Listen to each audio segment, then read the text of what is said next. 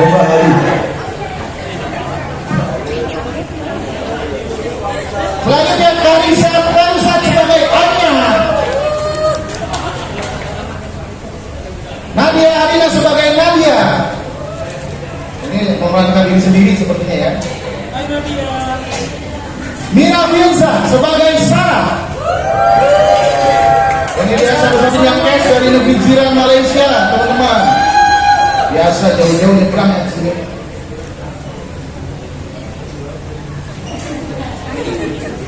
Ini dia jajaran produser, direktur, pemeran dan penyanyi original soundtrack dari film Cinta Tak Pernah Tepat Waktu. Langsung aja kita persilakan kepada Mas Hanung Bramantyo dan Kak Ashley Hilda untuk membuka official poster dari film Cinta Tak Pernah Tepat Waktu. Ini untuk pertama kalinya kita melihat posternya seperti apa.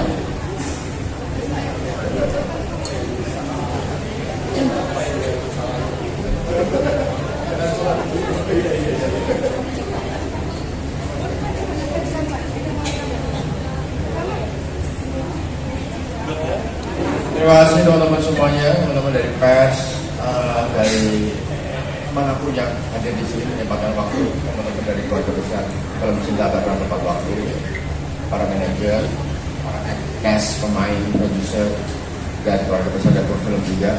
Hari ini adalah momen pertama kita war-war di hadapan media semuanya bahwa kita akan merilis sebuah film yang mana film ini sangat personal sekali buat saya, dan ini film yang buat saya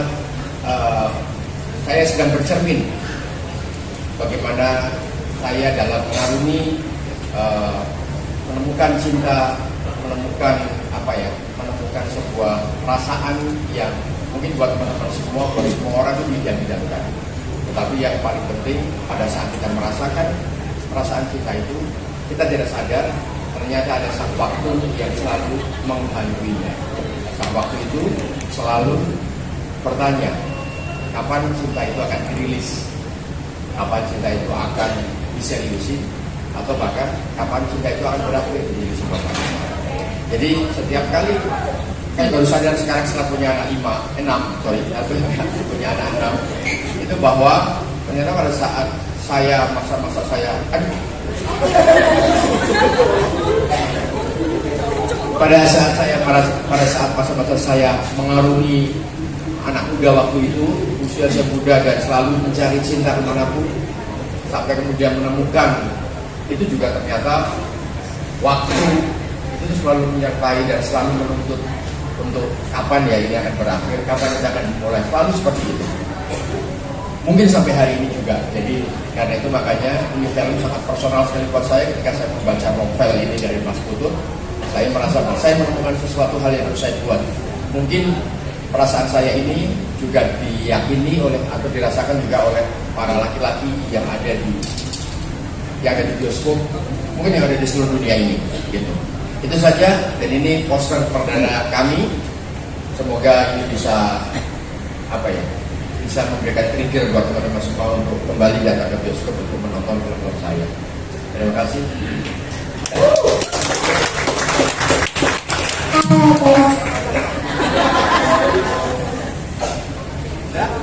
Hitung ya, 1, 2, 3. 1, 2, 3. Ini poster dari film Cinta Tak Pernah Tepat Waktu. Luar biasa. Beri persilakan foto ya untuk awak media, untuk sesi dokumentasi.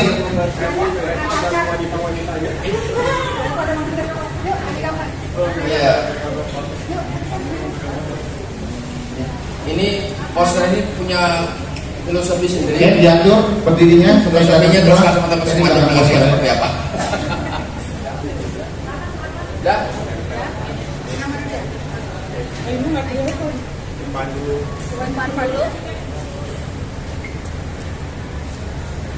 Depan belakang. Kiri.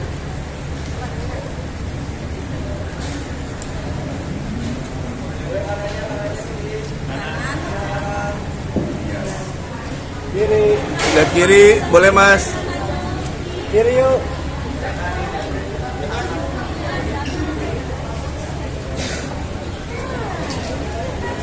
Oke. Oke, sudah cukup ya. Oke. Nah, ini ketika kita sedang mencari kenyamanan cinta, itu saat waktu itu selalu terlaikan.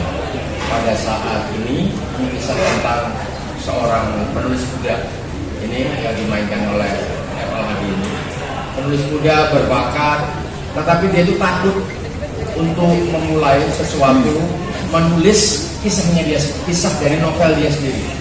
Jadi dia selalu terjebak dalam menulis cerita pesanan penerbit, pesanan dari manapun, ya kan? Jadi untuk memulai ceritanya sendiri, memulai novel debutnya sendiri, dia itu ketakutan karena dia terbaik, gitu. Ya karena penghargaan tersebut, maka dia kemudian takut untuk meluncurkan novel sendiri.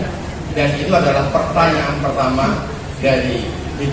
Jadi ibu bertanya seperti itu, kapan kamu nikahin Nadia sebetulnya?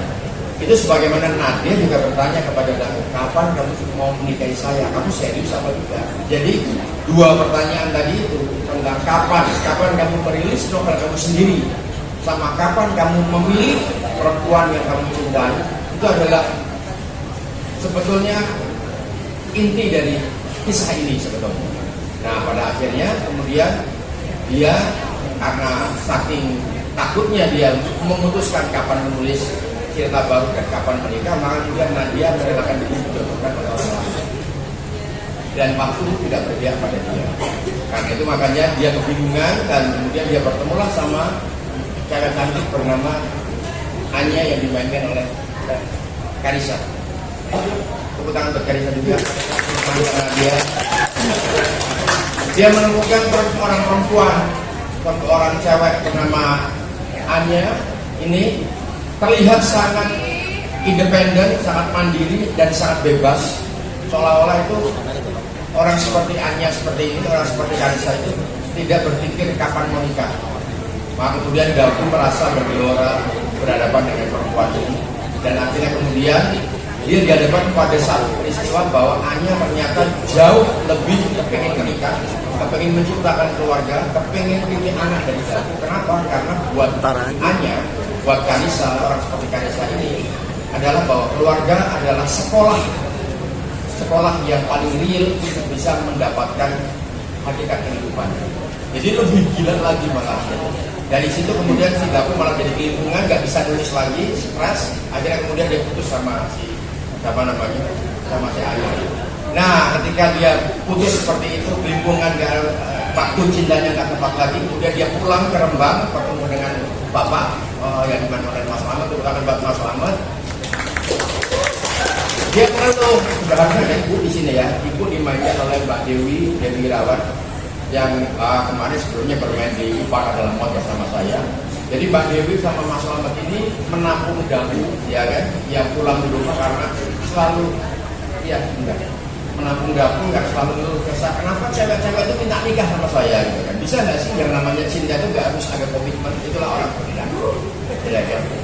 Cinta aja, ya kan, kita memahami cinta tapi nggak perlu ada komitmen, gitu kan? Nah, pada akhirnya kemudian tanpa disadari ternyata Daku bertemu dengan seorang dokter cantik bernama Sarah, dimainkan oleh Mira.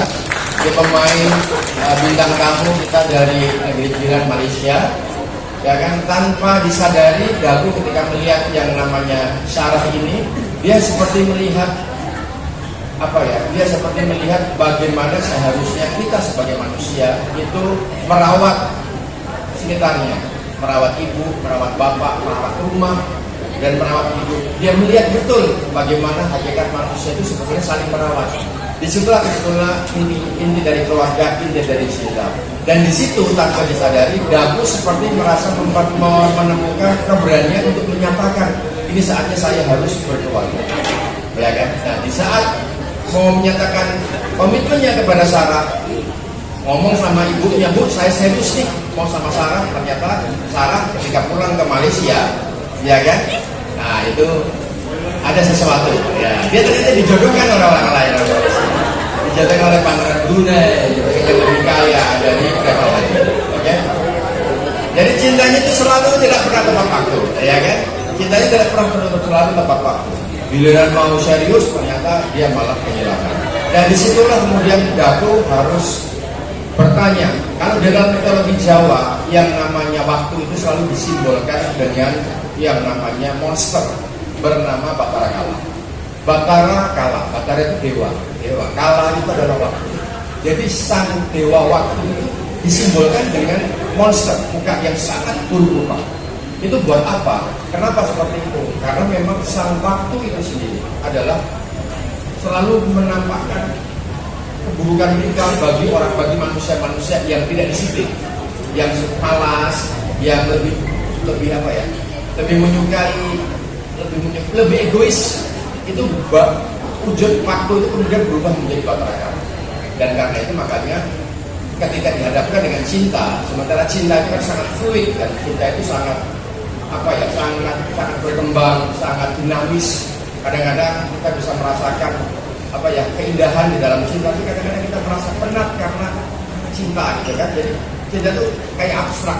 Kemudian dihadapkan dengan waktu yang kemudian ditanya kapan cinta itu harus dimulai, kapan cinta itu harus diseriusi menjadi pelangi. Itu kan menjadi cinta itu kan kemudian menjadi ngeri banget kan itu. Nah itu. Ini film itu tentang itu sebetulnya. Dan kenapa saya memutuskan membuat film ini, tadi yang seperti saya bilang, ini seperti saya pada saat saya masih umur 20-21 tahun, masih galau, mencari apa sih yang cinta sejati gitu kan.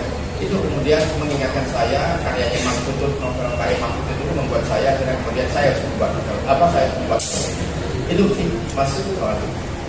Jadi karena baca novel, apa yang dilihat dari potensi cerita novel itu dijadikan film sama Mas Hanung itu? Jadi buat teman-teman semuanya yang kepengen tahu laki-laki, ya ini nonton film ini. Kenapa cowok kamu ketika udah mulai ketemu, udah serius, kapan kamu bisa melakukan satu, tiba-tiba cowok kamu tiba-tiba kabur, nonton film ini. Karena akan tahu sebangsat apa sebenarnya laki-laki.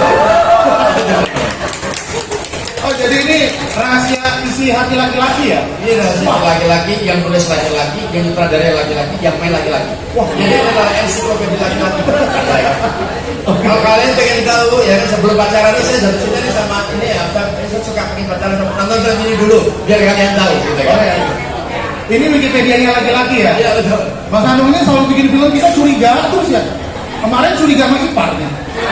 Sekarang curiga sama laki-laki nih. Ras isu ya Mas Hanung. Nah untuk pemilihan cast ini nih Mas Hanung nih, gimana nih cara Mas Hanung untuk memilih cast yang cocok kayak gimana untuk karakter ini? Apalagi kan ada salah satu tokoh yang dari negeri jiran ya. Gimana menentukannya? Saya yang paling penting dalam sebuah pemilihan cast itu adalah pertama kecocokan. Cocok itu bukan berarti saya harus cocok sama pemainnya, tapi karakter itu sendiri harus cocok sama pemain. Jadi karakter itulah yang mencari sosok pemainnya, bukan pemain yang menyodor-nyodorkan aku harus main ini, aku harus main ini. Karena itu makanya di dalam film jarang ditemukan KKN, ya kan?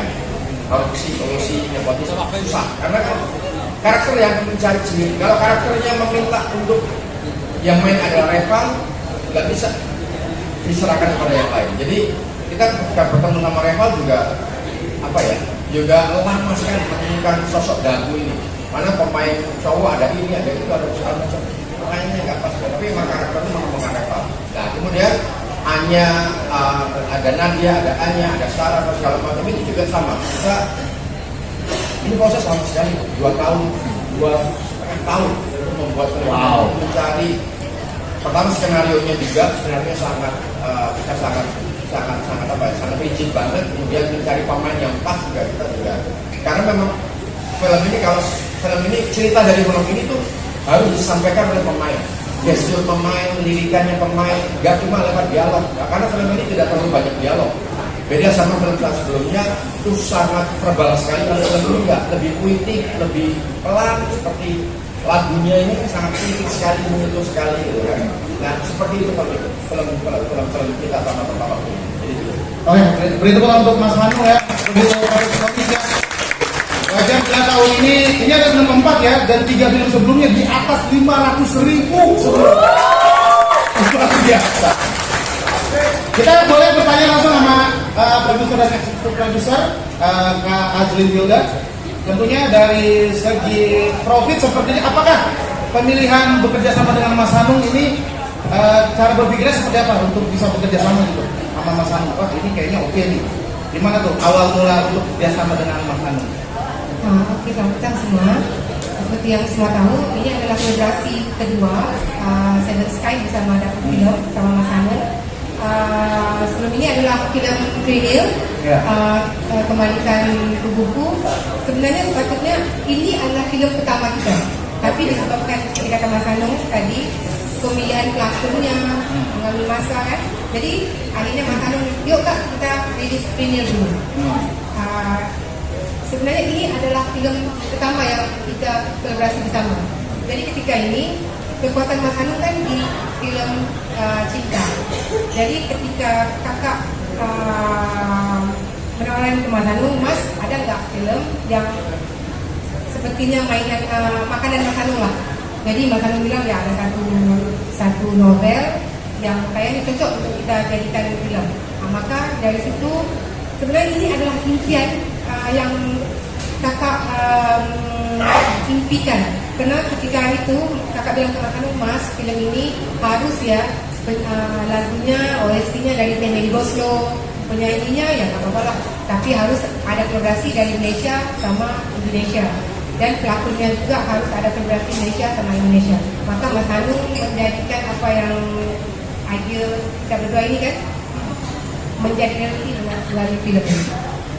Apakah film ini akan tayang di negara lain? Kan lagi musim nih film-film tayang di negara-negara Asia Tenggara seperti Kamboja, Thailand. Biasa didubbing tuh, didubbing Thailand. Apakah juga, terutama di Malaysia, apakah akan tayang juga? Ya sesuai, itu adalah target kita. Maka kita gabungkan dua negara ini. Karena itu adalah antara aim kita melebarkan film ini bukan di Indonesia aja, juga di Malaysia, Brunei dan Singapura. Untuk potensi pasarnya di negara di luar Indonesia seperti apa tuh kan? Kan film kan premisnya kan tentang orang Indonesia ya. Apakah ada potensi besar untuk negara-negara lain menonton film ini tuh kayaknya bakalan ramai gitu? Pemilihan pemain ini sebenarnya berdasarkan kekuatan mereka di kedua-dua negara, Malaysia dan Singapura, Malaysia dan Indonesia. Kita tahu mereka bukan hanya lewat di sini aja, dan kita ada Mira Tuzak main dari Malaysia. Kita juga gabungkan dua penyanyi utama Malaysia dan Indonesia, dan semoga kolaborasi Aina sama Fabio ini akan menaikkan hype film ini. Dan sekadar berkongsi, sehingga tanggal 30 kemarin lagu ini telah ditonton di TikTok sebanyak 11,3 juta. 11,3 juta. 11,3 juta ya, nggak tahu poin 3 juta ya. Aduh bang, jangan marah-marah bang, lagi gitu lah. Lagi rilis tos lagi bang. Bisa nggak kakak tambah dikit aja? Ya, boleh kak. Mas Hanung banyak bercerita tentang laki kan.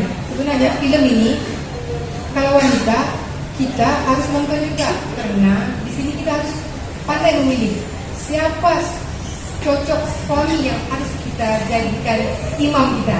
Karena bisa dengan ini jadikan suami kita layak lah, itulah.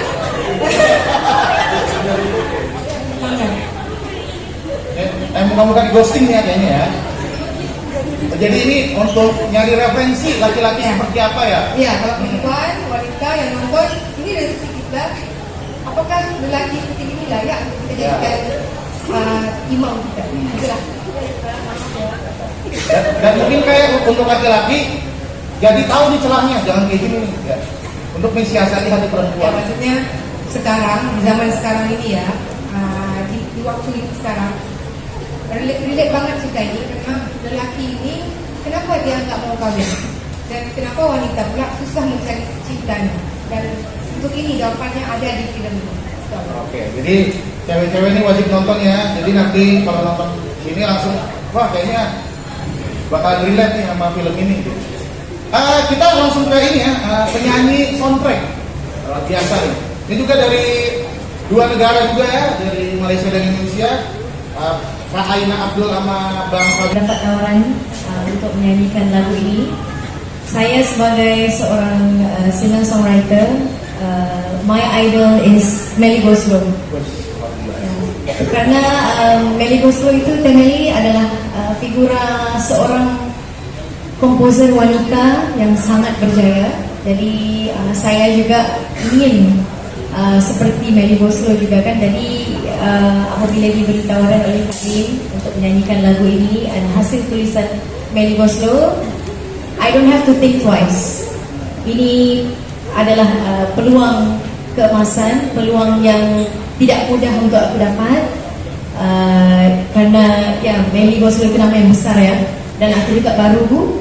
Jadi apabila dikatakan akan berganding dengan Fabio Asher, ini juga adalah suara yang aku sangat minat. Karena di Indonesia Fabio juga trending, musik-musiknya semua trending. Jadi aku kira ini adalah peluang untukku melebarkan lagi saya. Dan juga lagu ini juga pertama kali aku dengar lagu ini di restoran. Sewaktu itu pertama kali jumpa dengan Fabio juga, makan siang sama Melly Goeslaw. Dengar melalui telepon speaker saja, pas, bagus banget lagunya. Jadi ada keterikatan yang sama lagunya ya? Ya, ya lagunya dan juga penulis lagunya. Oke. Untuk Bang Fabio Asher, kolaborasi dengan musisi negeri jiran, gimana rasanya Bang? Oke. Halo teman-teman semua, aku sebagai kembaran Evan Hadi di film ini. Kenapa sih kalian nggak terima ya? Pas ya? Pas. Kalau saya nggak terima mungkin ya. Jadi lagu ini udah lumayan lama ya, agak ya. Jadi kita sempat meeting sama Mas Anu juga, sama Alina ketemu di Indonesia makan bareng, dan tanpa aku dengar lagunya udah di spill yang bakal bikin adalah orang hebat, Mas Hanong, ada Temeli juga, Mas Andi Yanto sebagai manajer di dalam lagu ini. Yang pasti aku langsung iya kan, tidak bisa melewatkan kesempatan yang luar biasa ini, karena menurut aku ini kolaborasi luar biasa juga bersama aku sama Rina, karena ini kolaborasi pertama aku dengan penyanyi luar Indonesia, dan ini bakal jadi sesuatu yang aku bilang bakal jadi luar biasa. Makanya aku sangat-sangat bahagia, sangat senang bisa dikasih kesempatan untuk bisa menulis soundtrack di Cinta Tak Pernah Tepat Waktu gitu. Oke. Untuk Masalah training apa kita kan itu semua bagaimana sama yang di atas ya. Cuma kita sebagai manusia berusaha. Kebetulan di sini juga ada fanbase juga, ada dari sebelum lagunya rilis itu kan udah ada soundnya duluan 1 minggu sebelum rilis. Jadi aku sama Aina udah saling support. Ayo Aina, kita gerakkan semua fanbase kita untuk meramaikan soundnya dulu sebelum filmnya mulai biar ternotis gitu. Mudah-mudahan dipakai terus ya buat konten ya teman-teman ya. buat konten ya, habis di ghosting pakai, Baru putus pakai sound itu. gagal kawin pakai.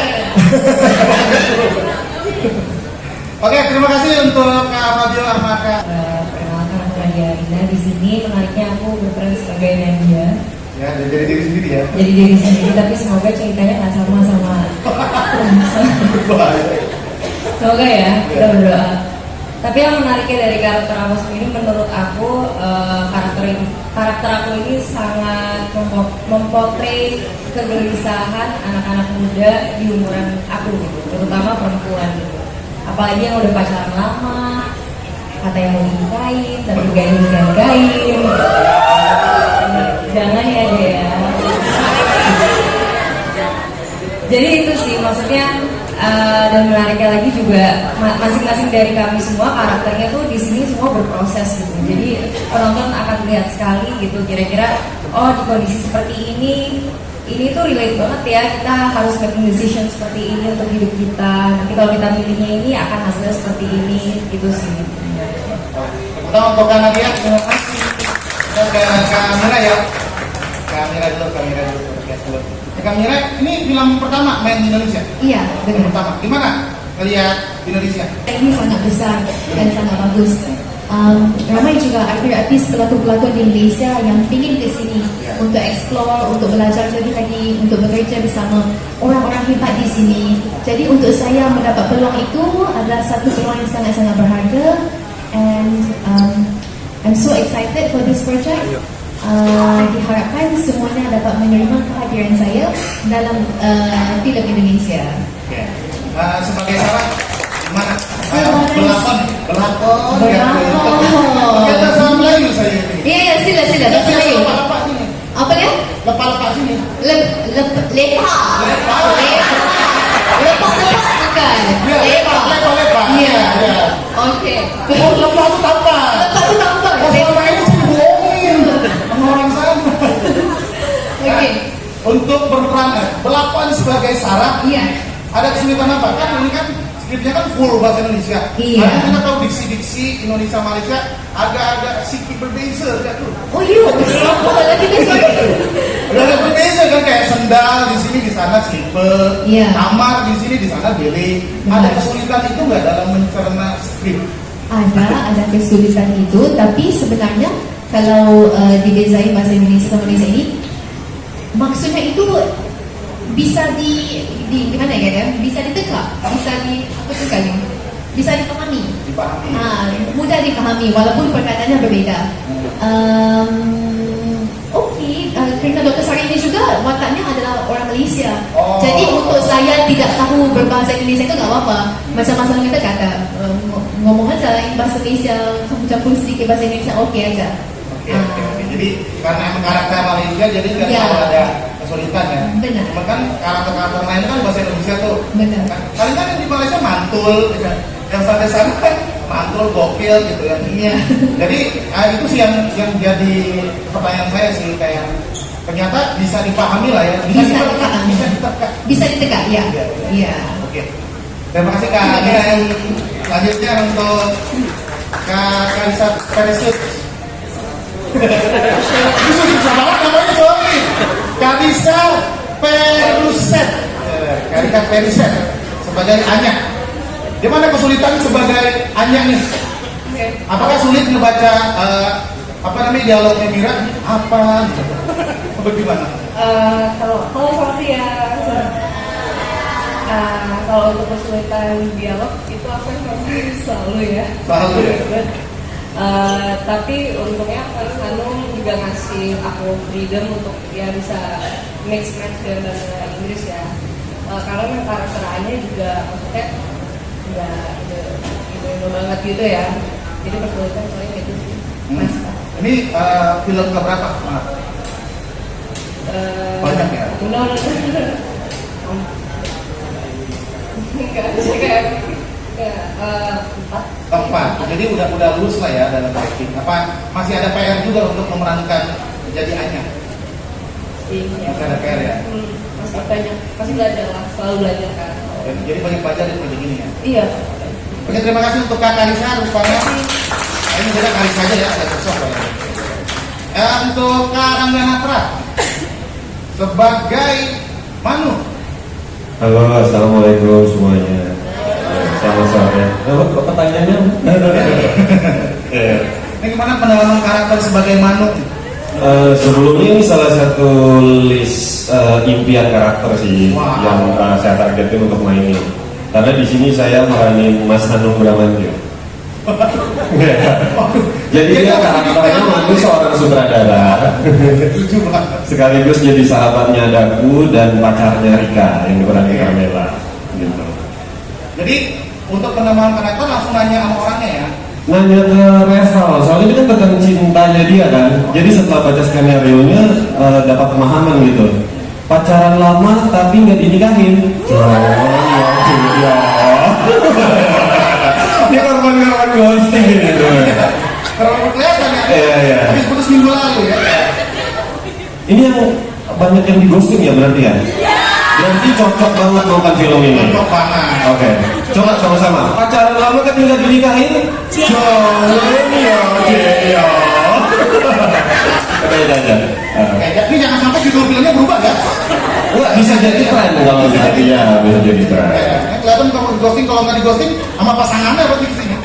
Udah curhatnya ntar aja. Saya curhat. Oke, selanjutnya tepuk tangan untuk Kak Angga ya. Nah sekarang nih lumayan gelanggar sekali. Kak Carmela van der Broek sebagai Rika. Gimana nih tantangan untuk menjadi seorang Rika di film ini? Halo semuanya, selamat siang. Kalau aku tantangan pribadi adalah sebenarnya waktu preparasi aku untuk jadi karakter Rika nggak selama dan nggak semendalam yang lainnya. Jadi itu tantangan utama untuk aku, gimana cara aku bisa memahami Rika ini di waktu yang singkat tapi tetap bisa ngerti karakternya. Itu kendala utama buat aku di film. Nah, cara nanggulangin kendalanya gimana? Gimana? Nanggulangin kendalanya? Ya, maksudnya aku sempet, ya aku ngobrol sama cast lainnya dan aku juga ngobrol sama Mas Hanung, terus aku juga dalam skripnya ini. Jadi setelah ngobrol dan bertanya-tanya, akhirnya aku cukup memahami karakter ini, aku bisa memahami dan bisa, ya semoga bisa membawakannya dengan baik nanti. Mudah-mudahan filmnya maksimal ya hasilnya. Iya. Oke, tepuk tangan untuk Carmela van der Broek. Ini kita langsung ke senior yang selamat Raharjo sebagai Bapak Daku. Tentunya udah sering ya yang berperan sebagai bapak-bapak ya, bahkan kakek-kakek udah sering. Gimana nih perasaannya bisa main adu acting bareng sama junior yang mungkin, apakah ada masukan-masukan atau ada pengalaman-pengalaman unik di film Cinta Tak Pernah Tepat Waktu? Sebenarnya saya diajak main oleh Mas Hanung itu hanya sebagai example, contoh bagaimana orang itu bergairah, umur panjang karena percaya bahwa cinta tanpa batas. Cinta itu misteri, dan misteri itu membuat kita terus bergerak tanpa sadar. Setelah tua seperti ini pun aku belum bisa menjawab siapa yang bisa menempatkan waktu. Ternyata yang bisa adalah kita. Jadi kita menambah sebuah harapan buat kita tentunya siapa imam kita. Percaya diri, keyakinan diri kita. Anu menikah itu yang menentukan orang lain, yang menentukan diri dia. Padahal dia sendiri percaya bahwa cinta tidak pernah nawar. Luar biasa kan? Jadi bukan saya sebetulnya buat tambahan aja. Untuk di sini buat tambahan aja.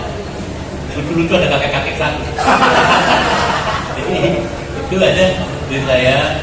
Percayalah, laki-laki itu baik, perempuan lebih baik lagi. Malaysia bagus, Indonesia bagus. Berbeda bahasa nggak apa-apa. Yang penting di antara salah paham itulah romantis. Jadi buat saya kakek-kakek ini cuma tinggal melihat tergasi mereka mempermainkan cinta. Kalau cinta itu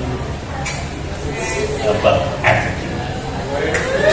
Hanya cinta yang bisa menghancurkan tembok setebal apapun. Oke, ikuti jalan saya. Mudah-mudahan insya Allah umur kalian panjang.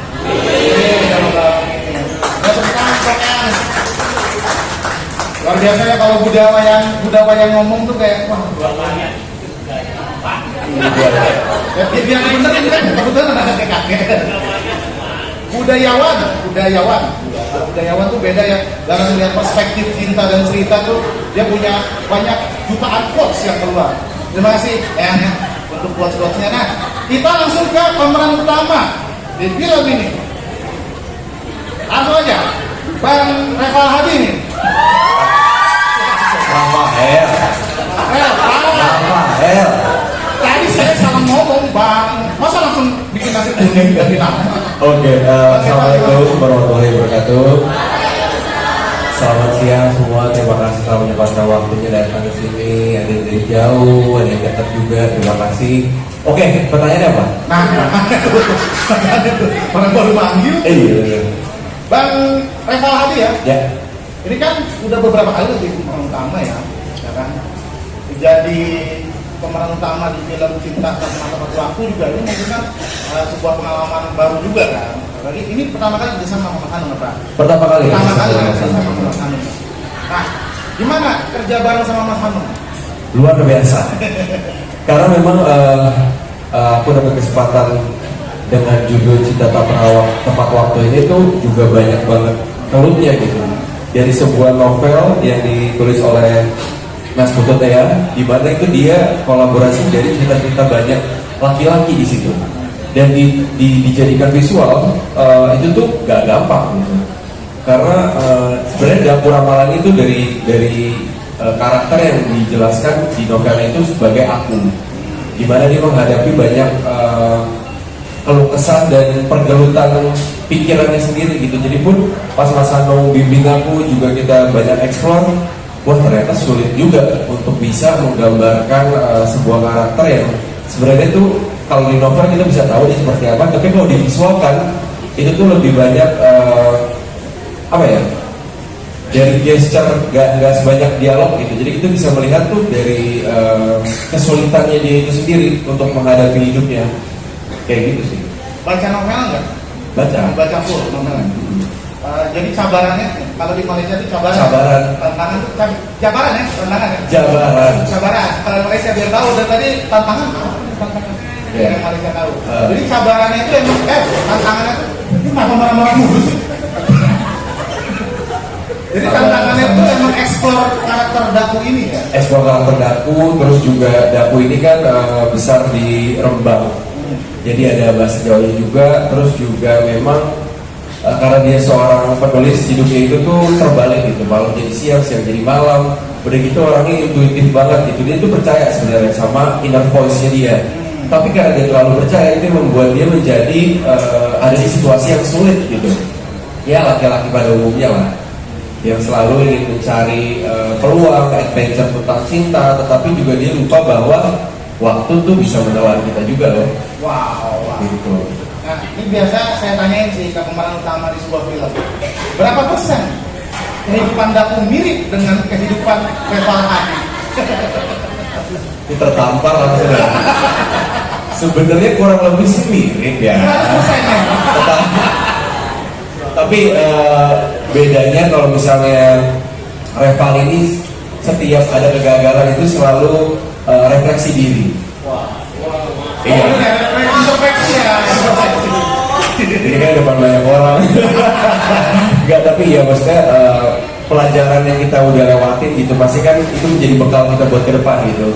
Nah kalau Daku ini agak telat karena dia tuh percaya terhadap dirinya, dia percaya pada prinsipnya yang dia tuh merasa tidak salah gitu. Karena dia orangnya free spirit, banyak banget hal yang dia tuh gak pengen ada beban gitu, gak pengen ada ikatan, gak mau ada komitmen. Tapi dia selalu percaya kalau cinta itu pasti akan datang. Beda dengan Reval yang dia percaya tapi insya Allah pasti ke depan ada. Kok kayak ragu gitu ya? Ya jalanin dulu aja. Sebenarnya ini film tuh relate sih sama kita ya, mau cewek mau cowok, dimana kita sering banget didatangkan orang yang tepat, tetapi waktunya itu nggak tepat. Tapi ketika waktunya nggak tepat, orang yang tepatnya datang. Pasti kita semua pernah ngalamin gitu, dan mungkin film ini bisa sedikit membuat kita flashback. Emang enggak? Iya, cerita kita diwakilkan di film ini. Oke, yang terakhir nih, secara matematis berapa persen Daku sama Reval? Apanya? Kemiripannya. Berapa persen? Nonton aja deh. Iya, nonton aja nanti bisa tahu jadinya. Ini Reval nih, bukan Daku nih. Oke. Iya. Oke, tepuk tangan untuk Reval. Dari Mas Hanung terkait penampilan atau hal apa saja yang harus dipelajari agar dapat mendalami karakter Daku untuk film cinta tak pernah tepat waktu. Terus yang kedua buat Mas Hanung sudah mencetak box office lewat film berbasis skenario asli, pernah juga mencetak box office lewat film dari skenario adaptasi. Kalau berkaca pada pengalaman, seperti apa sih perbedaannya menteri film dari Mas Hanung dan juga dari adaptasi, dan lebih suka mana? Terus yang kedua masih buat Mas Hanung, yang menarik di film ini ada beberapa pemain kaliber citra, ada Mbak Miriam Bellina, ada Ibu Dewi Irawan, ada Pak Slamet. Banyak mungkin kita sering dengar bahwa wah kalau yang meranin mereka mah nggak usah diarahin, udah bisa main sendiri di depan kamera. Kalau dari pengalaman Mas Hanung berkolaborasi dengan aktor dan aktris hebat ini seperti apa? Terima kasih. Silakan Mas Hanung untuk jawab. Terima kasih Mas Wayan pertanyaannya. Requestnya memang lebih pengen tahu sih ya peramalannya seperti apa gitu. Lebih mendalam lagi yang ada di isi otaknya itu apa gitu. Dan aku pun selalu nanya sama Mas Hanung gitu, ini emang gak punya orang seperti apa sih? Terus dia juga emang penulis gitu. Untuk menjadi seorang penulis itu apa aja gitu, orang kan spontan, terus idenya banyak, tapi juga kadang kita nggak tahu sebenarnya apa yang ada di pikirannya gitu. Nah itu yang paling aku eksplor sama Mas Hanung sih. Jadi lucunya itu pas di set tuh kita sering banget melihat hal-hal yang spontan sih. Sebagai gaul juga, kontennya gaul, spontan gitu. Itu membuat menjadi tambahan ekstra buat dapur ramalan itu sendiri. Itu sih selain bahasa Jawa juga, karena si dapur ini tuh pacaran sama internasional ya istilahnya ya. Orang Malaysia ada, bule ada, Jawa juga ada. Jadi ya kita lihat nanti besok. Terima kasih. Bekerja dengan aktor-aktor itu tuh sebetulnya memang sebuah pilihan pertama. Jadi saya pengen bekerja dengan aktor, bukan bekerja dengan bintang. Karena itu dari awal pertama kali saya masuk di dalam dunia film, saya selalu melihat aktor. Jadi aktor itu dia akan muncul, dia akan present dengan pola pikirnya, dengan psikologisnya. Karena buat saya sebuah cerita menarik ketika bisa menampilkan psychological journey. Jadi ada perjalanan psikologis. Jadi itu yang saya baca di beberapa film-film, beberapa novel yang saya filmkan, beberapa cerita-cerita yang saya pengen garap di dalam sebuah film itu karena saya menemukan ada yang semacam perjalanan atau penjelajahan psikologis, terutama di film ini. Jadi ketika saya membaca Dapur Ramala yang figur yang diciptakan oleh Mas Putu DA, itu yang saya baca bukan ceritanya Dapur kayak apa. Cerita Dapur itu maksudnya Dapur berjalan ke sini, ke arah sini, bertemu dengan cewek ini, bukan. Kalau itu cerita. Tapi kalau perjalanan psikologis itu adalah bertanya, selalu dimulai dengan pertanyaan, kenapa Dapur harus melakukan ini? Nah, kenapa Dapu menjadi takut ketika Nadia hanya sekedar minta kepada Dapu untuk ketemu sama papa kapan? Ini pertanyaan kapan ketemu papa, bukan kapan menikah, kapan ketemu sama papaku.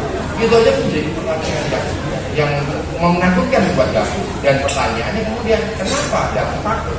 Nah itu yang kemudian saya menjelaskan itu. Tentunya saya dekatkan dengan saya dulu.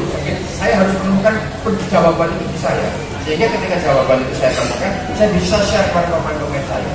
Ya kan? Dan kenapa aktor yang saya butuhkan? Karena setiap kali saya melakukan direction di lapangan, itu dialog yang ada di skrip sama dialog yang ada di lapangan itu tidak 100% sama. Itu kadang-kadang saya sulit bekerja dengan bintang, ya kan?